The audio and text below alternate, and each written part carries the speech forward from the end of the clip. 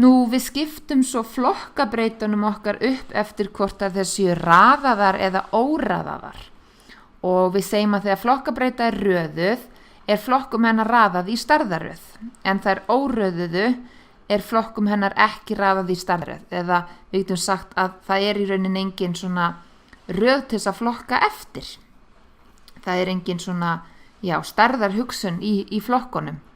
Og við skulum skoða aftur dæmi og skoða breyturnar kyn, menntunarstig, kjördæmi og póstnúmer. Þá skulum við skoða lausnina á þessu. Kyn er dæmi óraðaða flokkabreytu. Karlar er ekki meira kyn en konur og svo framvegis. Menntunarstig aftur á móti, það er dæmi raðaða flokkabreytu. Það er vera með framhaldsskólaprófi meira en að vera með grunnskólapróf, háskólaprófi meira en framhaldsskólapróf og svo framvegis. Óröðu flokkabreyta, kjördæmi er óröðu flokkabreyta. Reykjavík, suðvestur, suð og svo framvegis, það er engin röðun þarna. Og póstnúmer aftur munið er flokkabreyta þó svo hún tölur séu notaðar og hún er óröðuð. Þarna þú ert ekkit meira hverfi eða meira póstnúmer ef þú ert í 103 heldur en 101. Nú, svo er svona önnur skipting sem við notum breytur og það eru samfelldar breytur og strjálarbreytur. En talnabreytur, það er talnabreytur sem geta tekið hvaða gildi sem er á einhverju bili. Það eru samfelldabreytur. Það eru aðeins talnabreytur sem geta verið samfelldar, flokkabreytur geta það ekki. Og hæð væri dæmi samfellda breytu.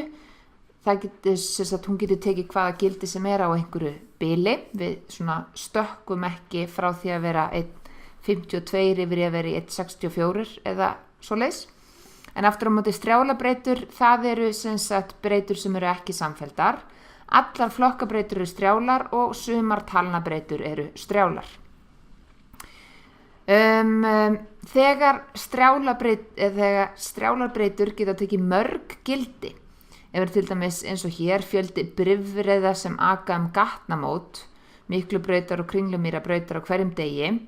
Þetta er strjálbreyta af því að hún getur ekki tekið hvaða gildi sem er ákveðnu bili. Það er ekki 1,7345 er ekki gildi sem breytan getur tekið. Hún getur tekið gildið 1, 2, 3, 4 og svo framvegis. En svona breyta sem getur tekið mjög mörg gildi að við vinnum oft með þær eins og ef samfelldar breytur væri að ræða. Og við sjáum nú frekari dæmi það síðar. Nú skoðum aftur dæmi, ef við erum með þessar 3 breytur, aldur, meðaltekjur á mánuði, fjöldi íbúa heimili að einstaklingi meðtölum. Hugsið ykkur nú hverjar af þessum breytum, talnabreytum eru samfelldar og hverjar eru strjálar. Nú skoðum lausn við því. Aldur er samfelld breyta.